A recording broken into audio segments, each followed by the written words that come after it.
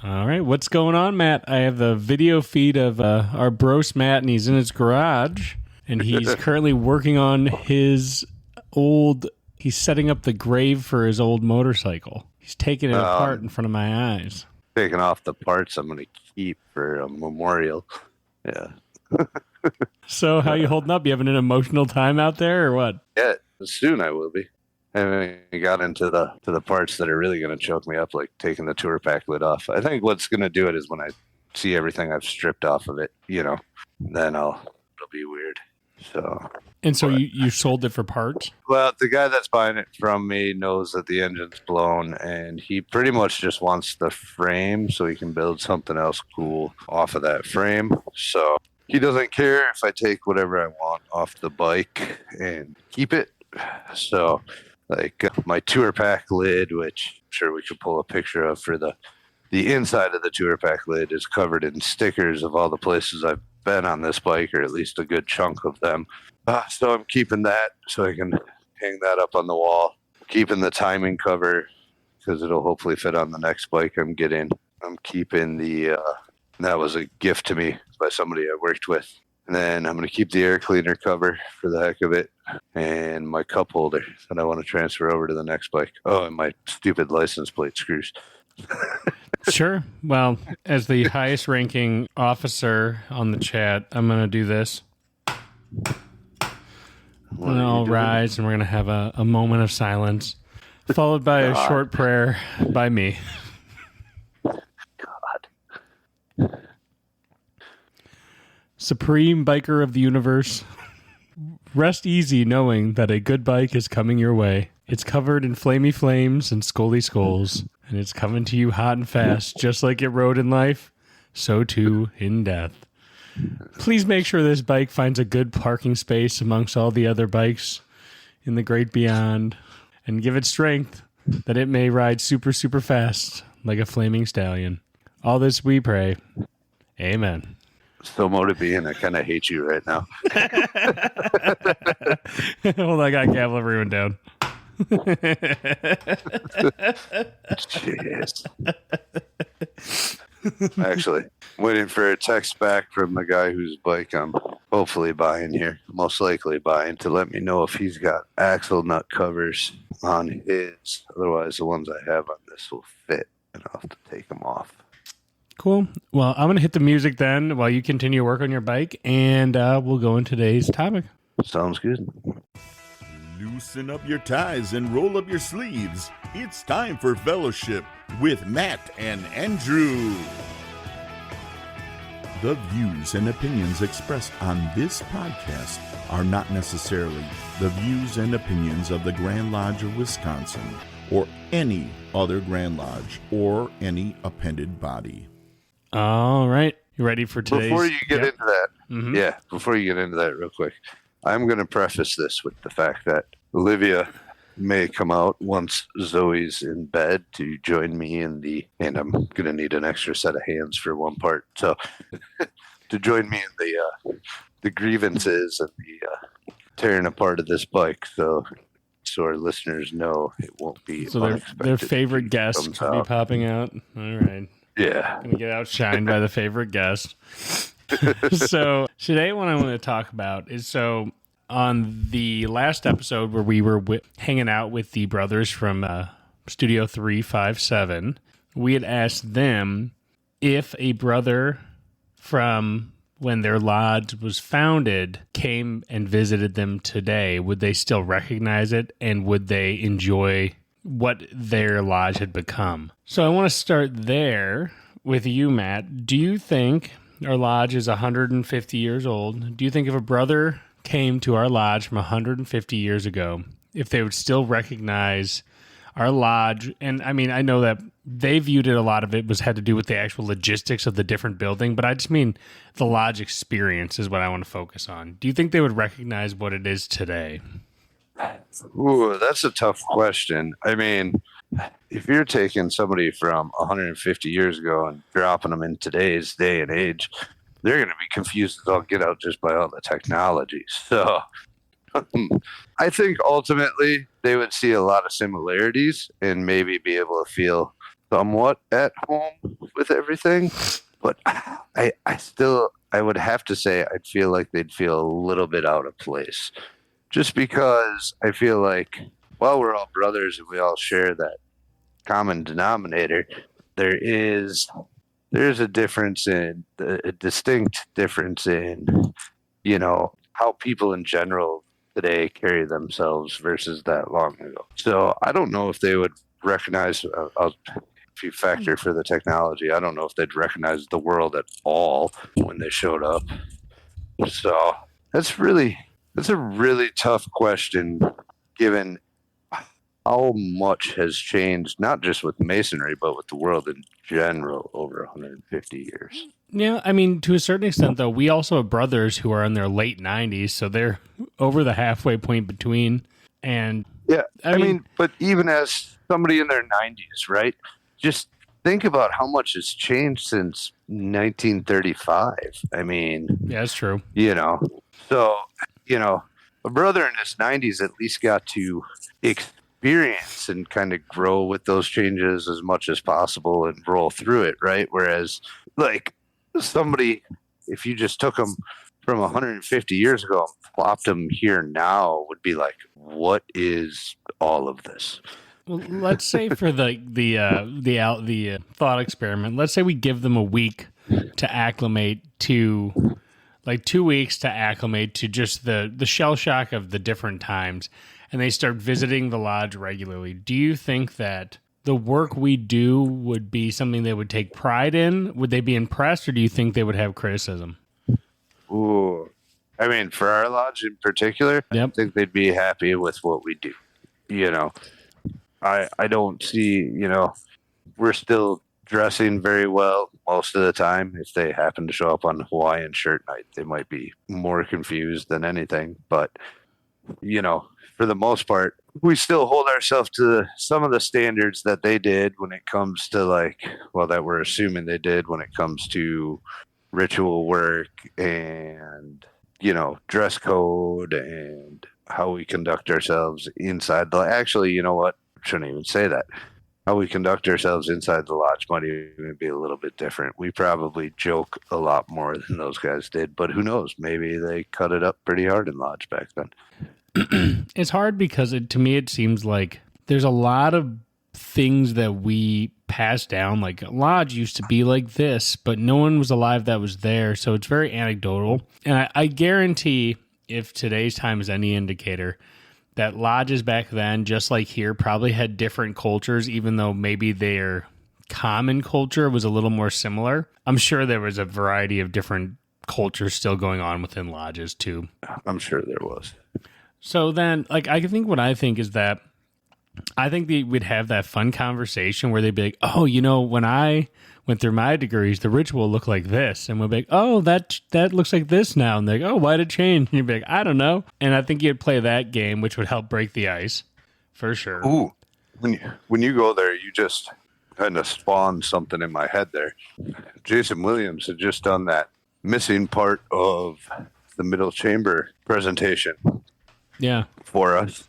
And that would have changed. That's something that would have definitely have changed since somebody from Lake sat in lodge 150 years ago. Oh yeah, guaranteed. I mean, I think they would definitely see some stuff in the ritual that they'd be confused about, being like, why did you guys get rid of that? And stuff like that. I still think they would bond because I think that the universal brotherhood transcends time. So I feel like they would end up being happy that they had some brothers to help lead them through the confusing, chaotic 21st century. What do you think? Now let's go even further. Let's look at the founding fathers, right? So that's even further back in time. Okay. Now we're going, right? What, 300 years? 200 something years? 250 roughly, 1776 to now. Yeah. Right. So if we had brothers, like the founding fathers, come and visit our lodge, what elements do you think they would be the most upset about? And what do you think we could do as a lodge to build the type of lodge that would impress a brother from that time into the modern time? Wow. You're just coming with the hard questions, making me forget where I put my ratchet. Oh, there we go. That's a that's a that's a really interesting and very difficult one to answer. I feel like 'cause obviously we don't know what lodges were like back then. I mean, I think they'd probably have a lot to say about the way we do it versus the way they did it. I'm just trying to gather my thoughts here I on it. feel like they would be upset about that, like that we're not all bourgeoisies in lodge. Like they were very bougie back then. So if you weren't high merchants or like wealthy businessmen, it was very less likely. And that only really started to change after the Civil War and then into the World War II, World War One and Two generations is where that demographic shifted. So I think he'd be shocked. They'd be shocked at like the demographic shift. I don't know if that's necessarily a bad thing, especially with the founding fathers' Enlightenment principles. You'd like to think that they'd been like, oh, universal brotherhood prevails, right? But I feel like they would want the ceremonies and stuff at the lodge to be elevated to a higher level, is what my guess would be to that same point, where I think they'd want things to be a little fancier than we do. Like they think that we don't do it up enough. Yeah, that it's Type not of deal. that it's not ritzy enough, probably. Yeah, that could be a fair assessment that we're a little too lax when it comes to certain things. We're not. You know what I think they'd be most shocked about now that I think about it? We've probably brushed on this topic before, but we've both heard many a times that back in the day, dues used to be the equivalent of like what, 1 week's salary? Wasn't that it? Yep. And they'd probably be like, "You guys are only charging what for dues?" Yeah, I think that they would be shocked because their membership at the time was higher, but they had, well, that is a high amount. I feel like that's where they were trying to always elevate everything because they had the actual funds to do so. Whereas now we're really basing it less on higher quality of membership. We try to push quantity to kind of make up for the lower dues, which is fine. But I do think that they would be like, wow, your dues are less than 1.5 days, like a day's salary for 1 day. And then you guys are complaining when you raise dues by a nickel, when your dues for the year is how much you make in a single day. Well, less than most people make in a single day. Right. It's as expensive as the cup of coffee you go buy. Yeah, you spend more a year on, God, almost anything than you do a lodge. It's cheaper than your Amazon subscription. It's cheaper than your Netflix. It's cheaper than anything. And then you try to raise it by a nickel, and people are like, that ain't going to work. And you're like, okay. Yeah, I think that they would want to see things elevated again to higher standards.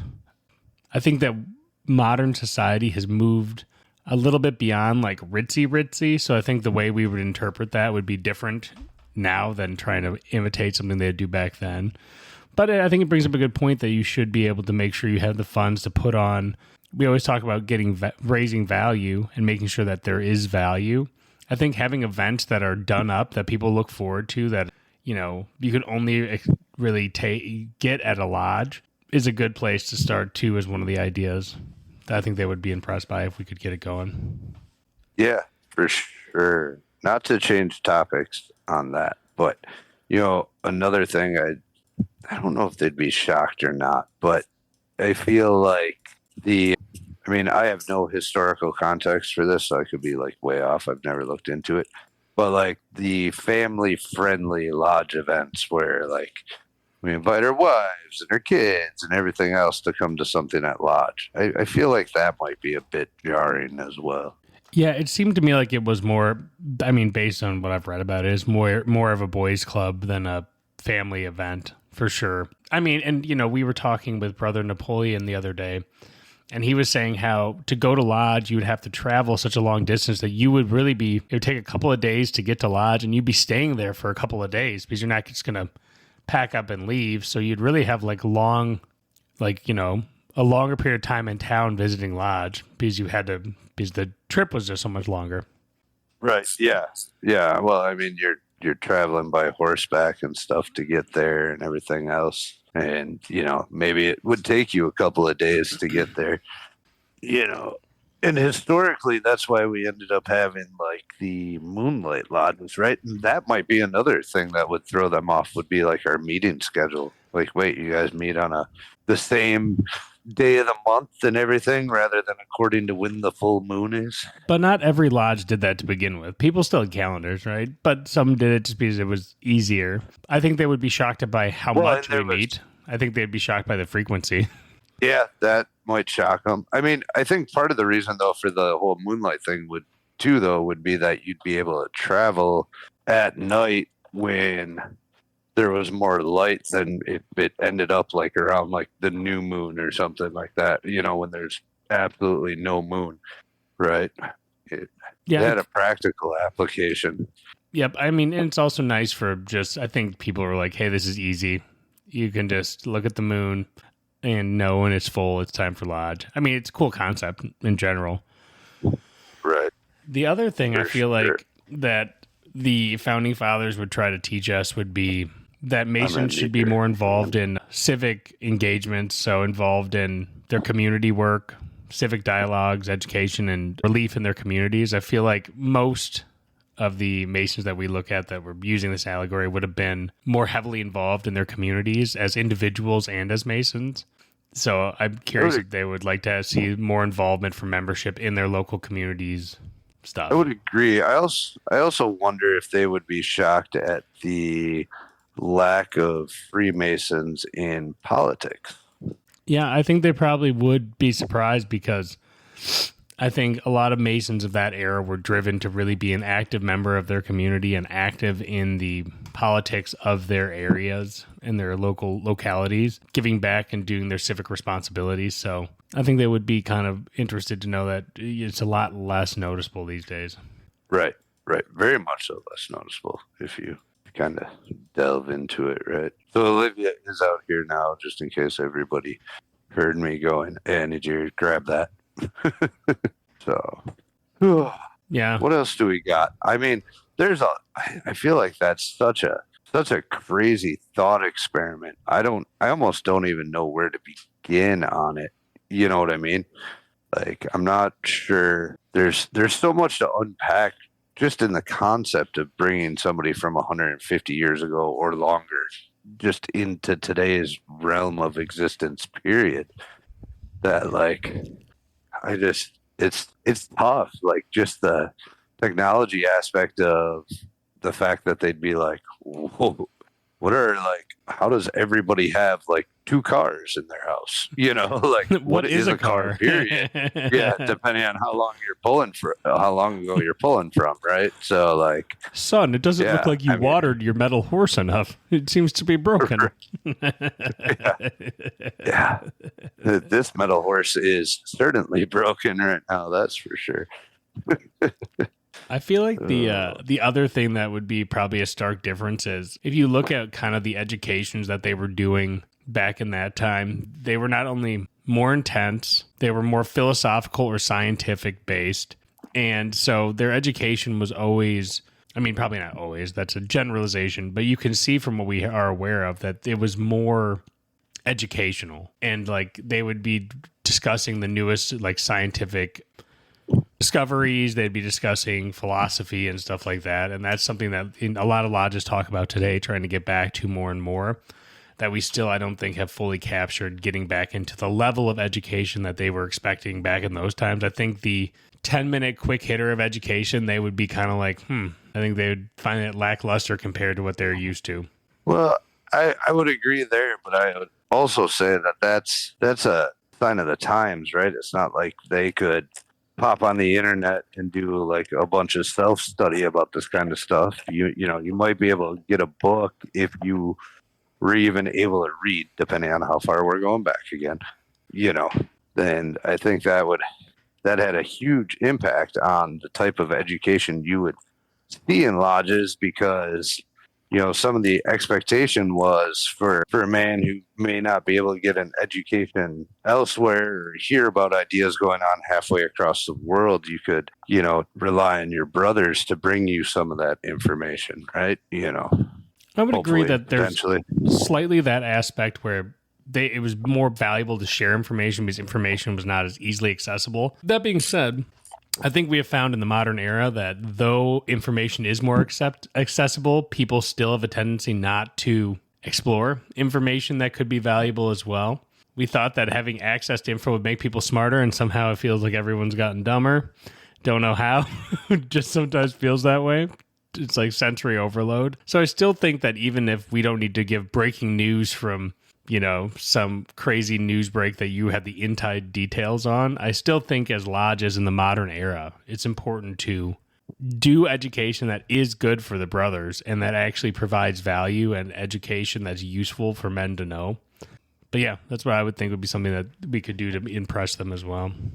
Right. Yeah. Up our game on education. I mean, you and I have talked about, wanting to see more of that kind of education and stuff in lodges as it is. It would be fun to kind of get back to some of that. But, do I think it's something our membership, do you think it's something our membership is searching for today? Do you think they'd like to see that more philosophical, deep, hour-long education pieces that are like thought experiments and stuff like that?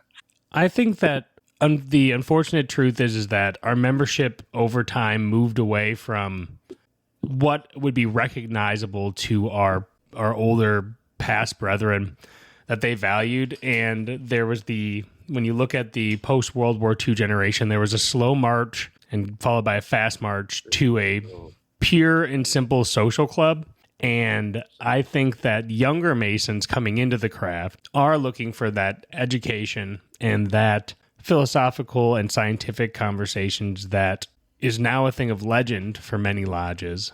I think they are looking for it, but the problem is that there's also the social club generation, not all of them, but some of them, standing there going, well, I just want to get this meeting over as fast as possible so I can hang out. Right, for sure. There is those, and maybe that would be another big difference is the amount of importance we put on the social aspect of it. I think the social aspect was probably always important. I just don't think that they would want to always use it to detract from other elements, to be like, this has to be all social. We can't even take 2 hours to do something non-social. We have to push it as fast as possible, in and out, and get to socializing. When you socialize before and then you socialize after.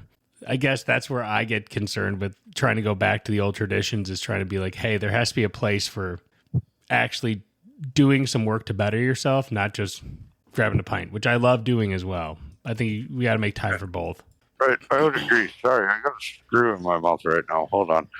The best place to hold a screw is in between your lips. So when you don't have a free hand to hold it. So sorry about that. When I get these two out, the 2-pack lid is going to be free and clear. Okay. Sorry, I'm getting into the nitty gritty of this project over here right now. That's going to start giving me issues, but I have to get it done, and tonight's the night I have time to do it. So, and I figured it'd be kind of fun to do a funeral for your bike on the podcast. So, you're right, yeah. Right. I mean, I don't know if it's really like a funeral at this point. It's more of like the morgue. The autopsy I already had. This is more of like organ donation. You're putting the formaldehyde into it. Right. Yeah. You're embalming. Right, okay. Hold on. There's 2 more that I think have to come out then. Stand by. It's not free and loose yet. All right. I've never actually taken a 2-pack lid off, so okay. So these 4 are still holding it on. Yeah, embalming it would be the right way to put it, I suppose. Actually, I kind of, preparing the body. I kind of feel like, the best comparison at this point would be a serial killer taking his trophies. Like, as terrible as that sounds, I feel like that's probably the... Yeah, I've only killed 1 bike so far. Yeah, you're just a murderer. You're not a serial killer yet. All right. Okay, I haven't started on the full-blown career yet. Yeah, wait till you get to your second bike. This is the beginning of my trophy collection. It's a a little bit rough and unrefined, right?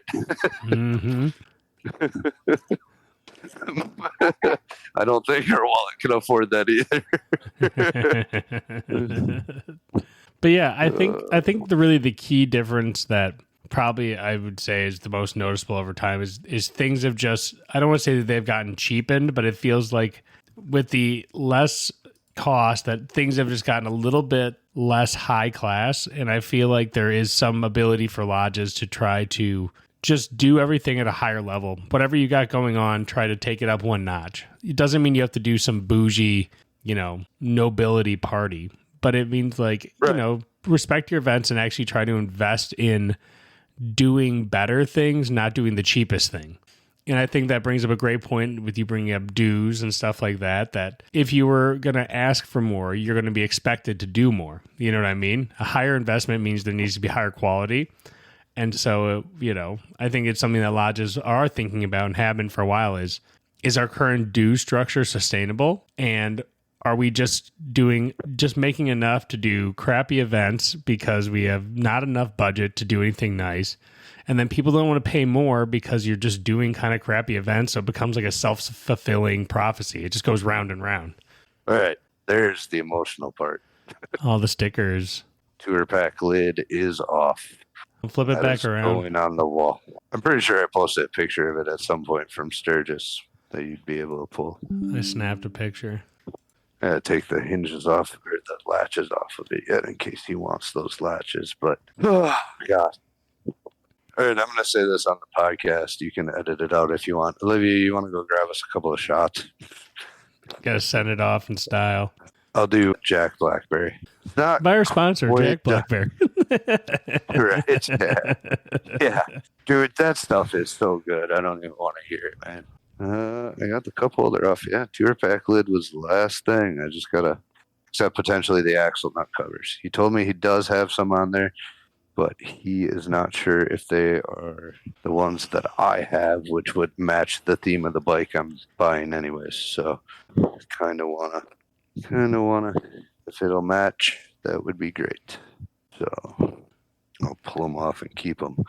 Anyways, I'm sorry. Where were we? I'm interjecting with all sorts of stuff that has nothing to do with the podcast. I was basically just kind of trying to wrap it up and basically say that I think that the biggest difference that I think would be pervasive is that since we don't charge as high for dues, a lot of our events and things have been cheapened because we can't afford to do anything on a high level. And so when we don't raise dues, we can't afford to do very interesting events. And then since we don't do interesting events, people wouldn't want to pay more because we're not offering anything crazy.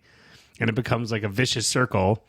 Whereas if you were able to raise dues, you would be expected to raise your quality because people want to bang for their buck. But that's kind of where we found ourselves in modern masonry, is sitting in between where we're violently underpaying for dues. Yeah. Like, it's insane. And on our dues being what? What are our dues? 116, and that includes the Grand Lodge per capita. 116, and we're on the higher end of dues. And even 116 a year is pretty pathetic as far as if you think about how much stuff costs. Like, if I was doing like almost anything else, it'd be more expensive. Any other club that I joined would be more expensive than that. I mean, you can look at various appendant bodies that are even more expensive than that. It's not like there aren't, we don't have appendant bodies that are charging $200 or, stuff a year, which is, I still feel even ridiculously low, at $200. But, I would say that, yes, we would, like, to your point, there is something to be said for wanting more value for that. But I do also want to say that, like, we're not saying that we need to have, like, black tie event because suddenly our dues are higher, right? No, I'm saying that the quality of whatever your lodge's culture is limited by its ability to afford to do anything unique and interesting. So when you're in a lodge that only does, basic events because they can't afford to do anything they might be interested in doing, it puts a limitation on the experience. And then that makes people not want to spend that much money because they go, well, I don't really get that much for it. And you're like, yeah, because we can't afford it to do anything interesting. You know? Right. Yeah, exactly. I would love for our listeners to weigh in on this topic and let us know, like, their thoughts pertaining to, you know, how people from that long ago would view the lodge now, you know, and if they think of anything that, you know, maybe we haven't discussed or brought up that, you know, they think is something important to consider in that.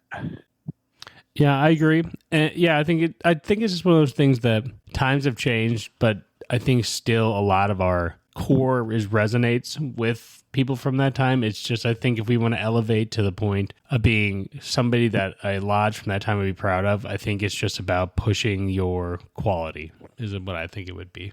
Yeah, I would say that's a good way to sum it up, would be to, you know, improve the quality of your education, improve the quality of your events, improve the quality of your decorum, most likely, you know. But like we said earlier, I could be totally wrong on that. They could have completely cut it up in lodge and been talking trash to each other and everything else. Yeah, we don't know. Awesome. Well, I think, you know, with you being busy with the bike, and I know it's probably emotional over there at this point, so I think we'll wrap it here with just a shorter episode. We figured it'd be fun to get one while Matt was saying goodbye to his beloved motorcycle. So I honestly don't think it was all that short of an episode either. We've been going for a little bit. 36 minutes. Perfect. Yeah, about the perfect time for us. So thank you to all of our listeners for tuning in. Always make sure to follow us on social media and stay tuned. We have a lot more good stuff coming for you in future episodes. Stand by. We're going to send this off the right way since you started it out all crazy. Bye, old friend. Where's your shot? Cheers. All right. Have a good night. Very good day, everybody. All right. To infinity and beyond. Take care.